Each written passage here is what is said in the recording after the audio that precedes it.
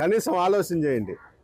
నువ్వేందో municipality అభివృద్ధి కోసం అన్ని వ్యాపారస్తులను అందరినీ కూడా పిలిచి నువ్వు చందాలు అడుగుతాండవు.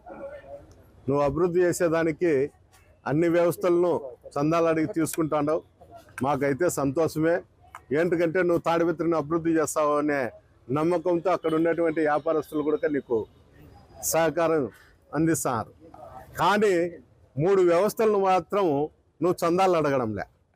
ఏమన్నా దాంట్లో నువ్వు పార్ట్నర్షిప్ ఉండవా, లేకపోతే నీ గన్నునే జరుగుతుందే? మటక, గ్యామ్లింగు, బంగ్యాకు. నేను ఎన్నోసార్లు ఎస్పీ గారికి కూడా నేను అక్కడుండే పిల్లలవి నేను ఎస్పీ గారికి కూడా పెట్టడం జరిగింది. దానిపైన చర్యలే లేవు. అంటే నేనేమనుకుంటా అంటే ఎమ్మెల్యే ఏమన్నా ఆడిస్తాడో, ఎమ్మెల్యే తండ్రి ఆడిస్తాడో, పాపం పట్టణాభివృద్ధి కోసం అందరినీ పిలిచి డైలీ మీటింగ్ పెట్టి డెవలప్మెంట్ చేయాలని అనుకుంటున్నాడు. ఇది సొంత నిధుల కింద తీసుకొచ్చి ఏమన్నా పెడతాడేమో అనే ఒక ఆలోచనతో ఉండ. దయచేసి చైర్మన్ గారు మీరు కూడా ఈ 3 దాళ్ళ మీద, మటక, గ్యామ్లింగ్, బంగ్యాక్ మీద, అది నీ సొంతమా, పార్ట్నర్షిప్పా, లేకపోతే నీ అనుచరులు చేస్తారో నువ్వు వాళ్ళని పిలిచి మీటింగ్ పెట్టి నువ్వు కన్నా వాళ్ళతో కూడా నేను చందాలు వసూలు చేస్తాను తాడిపత్రి కానీ లీగలైజ్ చేయండి.